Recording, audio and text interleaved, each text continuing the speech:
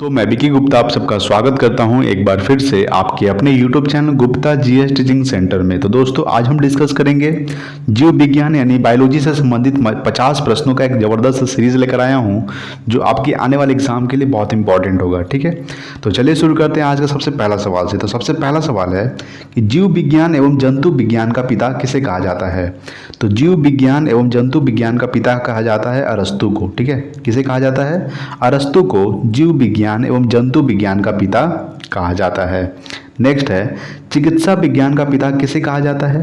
तो चिकित्सा विज्ञान का पिता कहा जाता है हिप्पोक्रेटस को। ठीक है, हिप्पोक्रेटस को चिकित्सा विज्ञान का पिता कहा जाता है।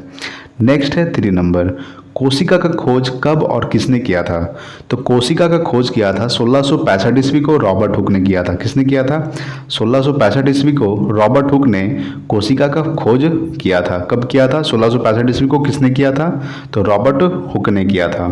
ठीक है, तो एक बार रिवीजन कर लेते हैं। जीव विज्ञान एवं जंतु विज्ञान का पिता किसे कहा जाता है? अरस्तु को। चिकित्सा विज्ञान का पिता किसे कहा जाता है? हिप्पोक्रेटस को।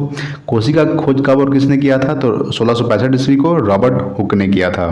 ठीक है, चलिए नेक्स्ट देखते हैं 4 नंबर सवाल। देखिए, तो 4 नंबर सवाल है कि सबसे बड़ी कोशिका किसकी होती है। तो सबसे बड़ी कोशिका होती है शुतुरमुर्ग के अंडे की। ठीक है, शुतुरमुर्ग के अंडे की सबसे बड़ी कोशिका होती है। किसकी होती है सबसे बड़ी कोशिका?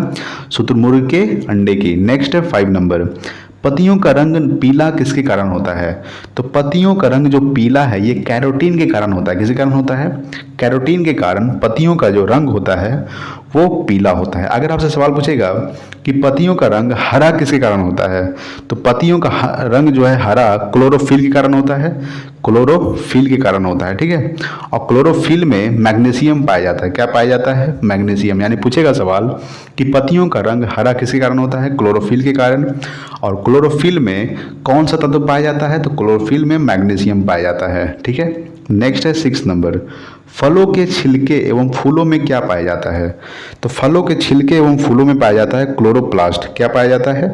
क्लोरोप्लास्ट पाया जाता है फलों के छिलके एवं फूलों में, जिसको हम लोग वर्णी लवक भी बोलते हैं। क्या बोलते हैं? वर्णी लवक। ठीक है, तो फलों के छिलके एवं फूलों में क्या पाया जाता है? क्लोरोप्लास्ट, जिसको हम लोग वर्णी लवक बोलते हैं। नेक्स्ट है 7 नंबर, आत्महत्या की थैली किसे कहा जाता है।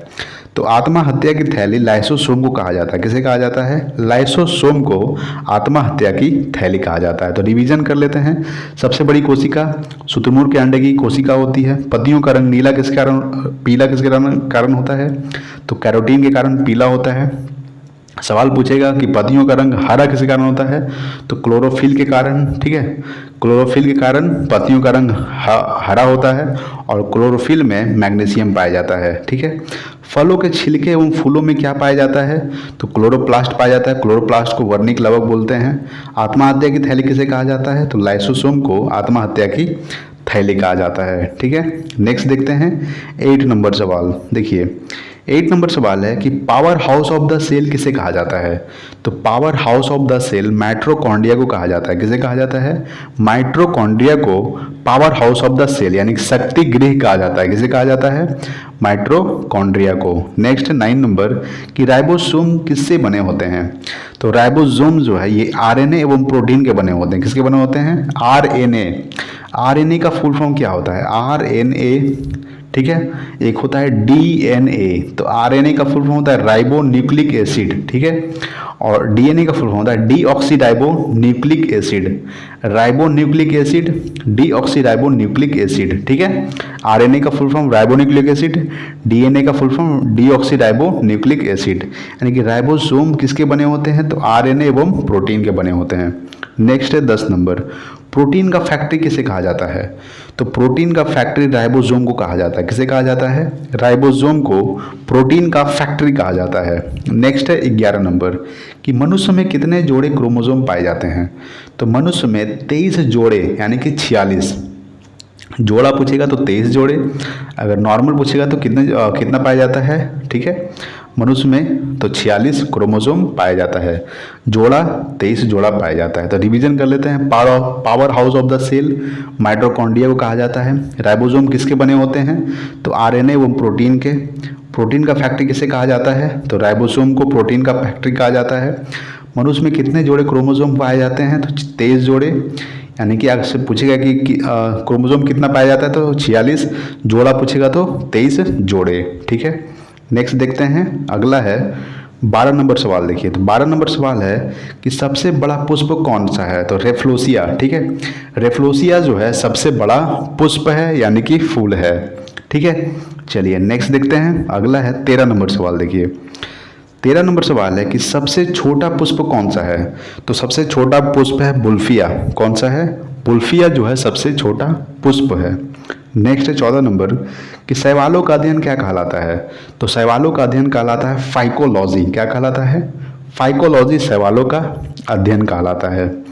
नेक्स्ट है 15 नंबर कि गुणसूत्र की खोज किसने की थी? तो गुणसूत्र की खोज की थी वाल्डेयर ने। किसने की थी? वाल्डेयर ने गुणसूत्र की खोज की थी। ठीक है, नेक्स्ट है 16 नंबर, डीएनए से आरएनए बनने की विधि क्या कहलाता है? तो डीएनए से आरएनए बनने की विधि कहलाता है ट्रांसक्रिप्शन। क्या कहलाता है? ट्रांसक्रिप्शन। डीएनए से आरएनए बनने की विधि कहलाता है। डीएनए का full form deoxyribonucleic acid, RNA का full form ribo nucleic acid. ठीक है, ये आपको ध्यान में रखना है। तो रिवीजन कर लेते हैं एक बार, सबसे छोटा पुष्प कौन सा है? तो बुल्फिया जो है सबसे छोटा पुष्प है। शैवालों का अध्ययन क्या कहलाता है? फाइकोलॉजी। गुणसूत्र की खोज किसने की थी? तो वाल्डेयर ने गुणसूत्र की खोज की थी। डीएनए से आरएनए बनने की विधि क्या कहलाता है? तो ट्रांसक्रिप्शन। ठीक है, चलिए नेक्स्ट देखते हैं 17 नंबर सवाल। 17 नंबर सवाल है कि आरएनए का प्रमुख कार्य क्या है? तो आरएनए का प्रमुख कार्य है प्रोटीन संश्लेषण में सहायता करना। क्या करना? प्रोटीन संश्लेषण में सहायता करना आरएनए का प्रमुख कार्य है। आरएनए का full form ribo nucleic acid. ठीक है, नेक्स्ट है 18 नंबर कि सबसे छोटी कोशिकांग क्या है? तो राइबोसोम। ठीक है, राइबोसोम जो है सबसे छोटी कोशिकांग है। नेक्स्ट है 19 नंबर, जीन शब्द का प्रतिपादन किसने किया था? तो जोहानसन ने। ठीक है, जोहानसन ने जीन शब्द का प्रतिपादन किया था। नेक्स्ट है 20 नंबर, किसके कारण जीवों में वृद्धि एवं विकास होता है? तो समसूत्री विभाजन के कारण। ठीक है, समसूत्री विभाजन के कारण जीवों में वृद्धि एवं विकास होता है। रिवीजन कर लेते हैं कि आरएनए का प्रमुख कार्य क्या है? तो प्रोटीन संश्लेषण में सहायता करना। आरएनए का फुल फॉर्म राइबोन्यूक्लिक एसिड। सबसे छोटा कोशिकांग क्या है? राइबोसोम। जीन शब्द का प्रतिपादन किसने किया था? जोहानसन ने किया था। किसके कारण जीवों में वृद्धि एवं विकास होता है? तो समसूत्री विभाजन के कारण जीवों में वृद्धि एवं विकास होता है। नेक्स्ट देखते हैं 21 नंबर सवाल। 21 नंबर सवाल है, देखिए 21 नंबर सवाल है कि केंद्रक की खोज किसने किया था? तो केंद्रक की खोज किया था रॉबर्ट ब्राउन ने। किसने किया था? रॉबर्ट ब्राउन ने केंद्रक की खोज किया था। नेक्स्ट है 22 नंबर कि डीएनए का डबल हेलिक्स मॉडल किसने बनाया था? तो डीएनए का डबल हेलिक्स मॉडल बनाया था वाटसन एवं क्रिक ने। किसने बनाया था? वाटसन एवं क्रिक ने डीएनए का डबल हेलिक्स मॉडल बनाया था। डीएनए का full form deoxyribo nucleic acid. ठीक है, 23 नंबर है कि संपूर्ण शरीर में रक्त का परिसंचरण कौन करता है? तो हृदय जो है संपूर्ण शरीर में रक्त का परिसंचरण करता है।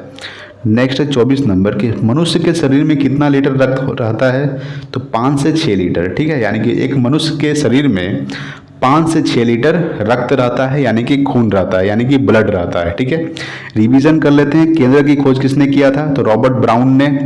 डीएनए का डबल हेलिक्स मॉडल किसने बनाया था? वाटसन एवं क्रिक ने। डीएनए का full form deoxyribo nucleic acid. संपूर्ण शरीर में रक्त का परिसंचरण कौन करता है? तो हृदय जो है संपूर्ण शरीर में रक्त का परिसंचरण करता है। मनुष्य के शरीर में कितना लीटर रक्त रहता है? तो 5 से 6 लीटर ब्लड रहता है, यानी कि खून रहता है। ठीक है, चलिए नेक्स्ट देखते हैं 25 नंबर सवाल। देखिए ठीक है, 25 नंबर सवाल है कि आरबीसी का जीवन काल कितना दिन होता है? तो आरबीसी का जीवन काल 120 दिन होता है। कितना होता है? आरबीसी। आरबीसी का फुल फॉर्म क्या होता है? Red blood cell. क्या होता है? रेड ब्लड सेल आरबीसी का फुल फॉर्म होता है। तो आरबीसी का जीवन काल 120 दिन होता है। ठीक है, ये आपको ध्यान में रखना है। नेक्स्ट 26 नंबर कि पाचन की क्रिया कहाँ से प्रारंभ होती है। तो पाचन की क्रिया जो है ये मुख से प्रारंभ होती है। कहाँ से प्रारंभ होती है? मुख से, यानी कि मुंह से। ठीक है, देखिए पाचन 3 जगह होता है, मुख से, अमाशय में, एक छोटी आंत में। 3 जगह होता है। कहाँ कहाँ होता है? और आरंभ कहाँ से होता है? पहले तो आरंभ होता है मुख से, उसके बाद फिर अमाशय में, सबसे ज्यादा लास्ट में होता है छोटी आंत में। ठीक है, तो पाचन की क्रिया कहाँ से प्रारंभ होती है? तो मुख से प्रारंभ होती है। नेक्स्ट 27 नंबर कि प्रोटीन का पाचन कहाँ होता है। तो अमाशय में। ठीक है, अमाशय में प्रोटीन का पाचन होता है। नेक्स्ट 28 नंबर कि रक्त का पीएच मान कितना होता है। तो 7.4। ठीक है, 7.4 रक्त का पीएच मान होता है। ठीक है, देखिए रक्त का पीएच मान कितना होता है? 7.4। अब यहाँ पे समझिएगा 1 से लेकर 14 तक होता है। क्या होता है? 1 से लेकर 14 तक। बीच में आता है एक 7। ठीक है, 7 जो है उदासीन है। ठीक है, बीच में आता है 7, 1 से लेकर 14 तक होता है। 7 से इधर आने पर क्या होता है? अम्लीय होता है। और 7 से आगे जाने पर यानी कि 7.1, 7.4, तो 7.4 जो है ये क्या होता है? रक्त का पीएच मान होता है। इसलिए रक्त क्या है? तो रक्त जो है क्षारीय है। 7 से आगे जाने पर क्षारीय होता है और 7 से नीचे आने पर अम्लीय होता है। ये आपको ध्यान में रखना है। ठीक है, अगर आपसे पूछेगा कि रक्त का पीएच मान कितना होता है, 7.4 यहाँ पे आएगा 7 के बाद, इसीलिए रक्त का जो रक्त होगा वो क्षारीय होगा। ठीक है, तो एक बार रिवीजन कर लेते हैं फिर से। आरबीसी का जीवन काल कितना दिन होता है? 120 दिन। आरबीसी का full form red blood cell, RBC का फुल फॉर्म होता है। पाचन की क्रिया कहाँ से प्रारंभ होती है? तो मुख से प्रारंभ होती है। कहाँ से प्रारंभ होती है? मुख से। कहाँ कहाँ होता है? 3 जगह होता है। कहाँ कहाँ? मुख, अमाशय और छोटी आंत में। प्रोटीन का पाचन कहाँ होता है? तो अमाशय में प्रोटीन का पाचन होता है। ठीक है, नेक्स्ट है रक्त का पीएच मान कितना होता है? तो 7.4 रक्त का पीएच मान होता है। 7 के नीचे आने पर, 7 से नीचे आने पर अम्लीय होगा। क्या होगा? याद रखिएगा, अम्लीय। ठीक है, अगर 7 होगा तो 7 वो उदासीन होता है। जैसे पानी का पीएच मान कितना होता है? तो पानी का पीएच मान होता है 7। इसलिए पानी का ना स्वाद है ना कोई कलर है, इसलिए क्या है? पानी क्या है? तो उदासीन है। ठीक है, चलिए फिर नेक्स्ट देखें। या तो आप समझ गए होंगे। नेक्स्ट है 29 नंबर सवाल है, देखिए। ठीक है, 29 नंबर सवाल है कि मनुष्य में कितने रक्त समूह होते हैं। तो मनुष्य में 4 रक्त समूह होते हैं। कितने रक्त समूह होते हैं? 4। कौन कौन होता है? ए बी, ए बी और ओ होता है। कौन कौन होता है? ए, ठीक है, एक होता है ए बी, एक होता है बी, एक होता है ओ। ठीक है, यानी कि 4 रक्त समूह होता है। ठीक है, यानी कि मनुष्य में कितने रक्त समूह होते हैं? तो 4 होते हैं। कौन कौन होते हैं? A B O. ठीक है, नेक्स्ट है 30 नंबर। सर्वग्राही रक्त समूह किसे कहा जाता है?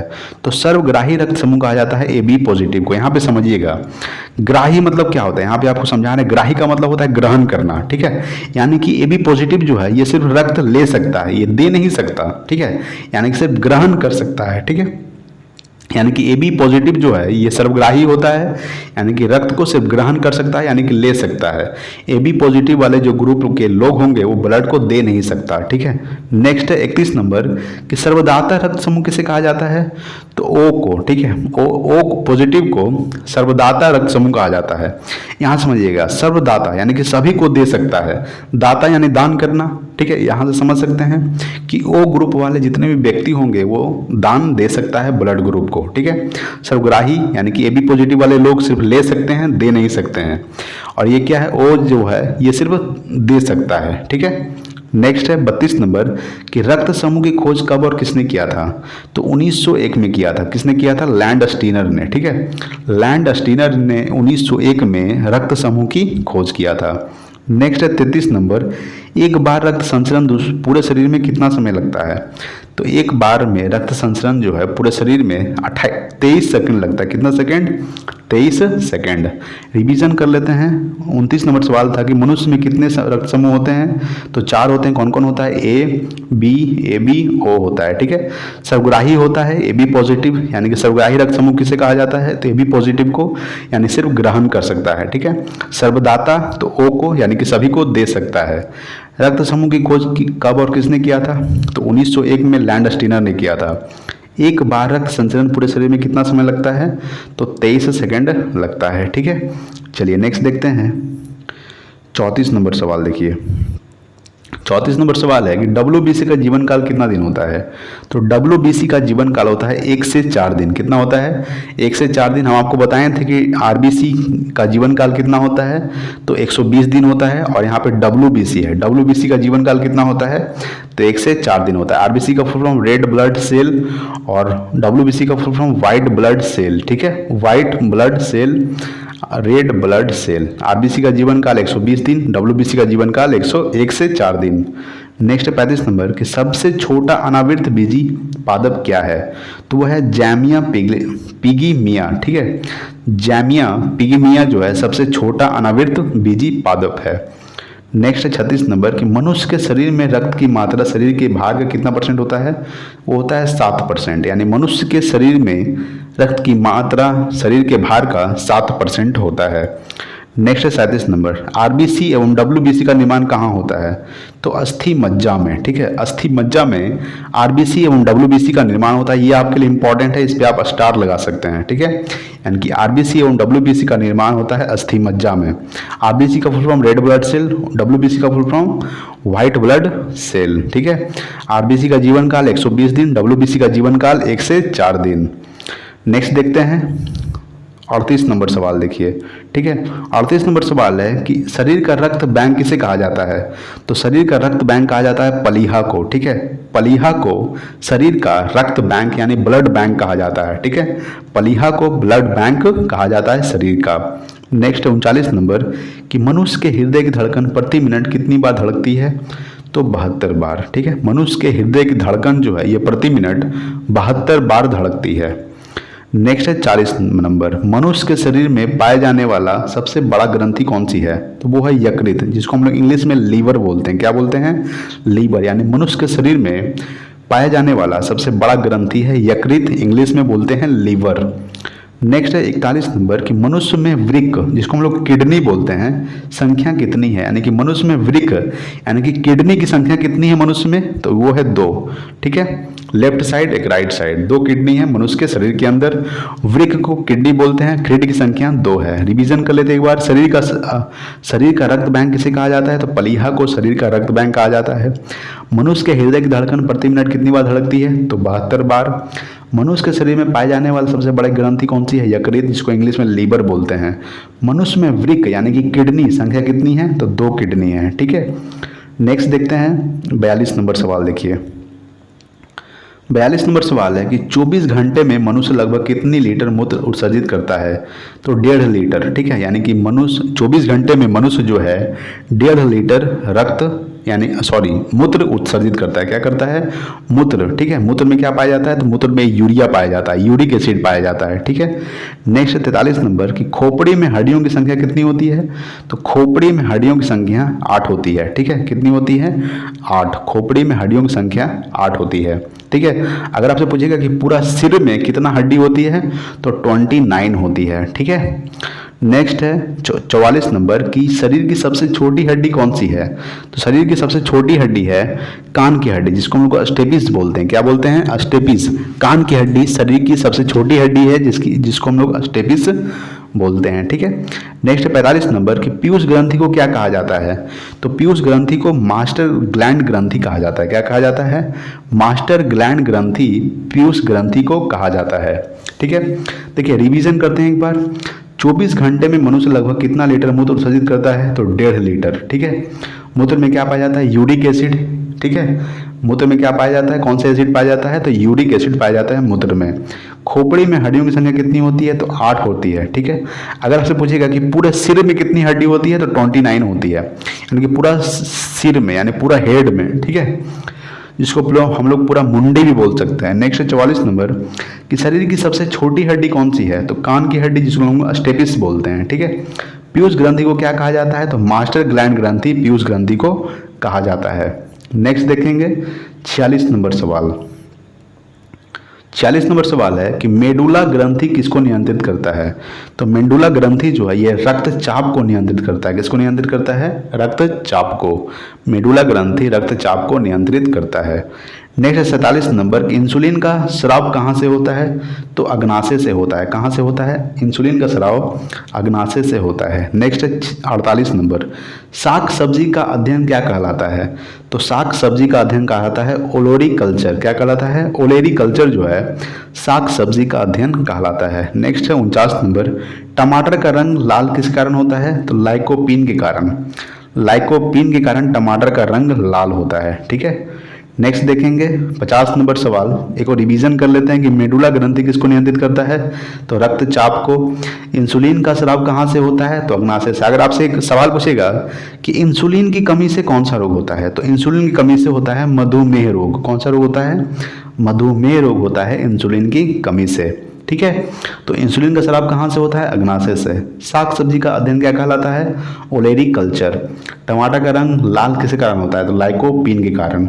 नेक्स्ट देखेंगे 50 नंबर। देखिए 50 नंबर सवाल है कि संसार का सबसे छोटा पक्षी, सबसे बड़ा पक्षी कौन सा है? तो संसार का सबसे बड़ा पक्षी है शुतुरमुर्ग। ठीक है। और सबसे छोटा पक्षी पूछे तो हमिंग बर्ड। ठीक है। हमिंग बर्ड जो है संसार का सबसे छोटा पक्षी है और सबसे बड़ा पक्षी है शुतुरमुर्ग। ठीक है दोस्तों। तो दोस्तों अगर वीडियो अच्छा लगा हो तो प्लीज़ लाइक कीजिएगा, अपने दोस्तों के पास शेयर कीजिए। Thank you so much. जय हिंद, वंदे मातरम।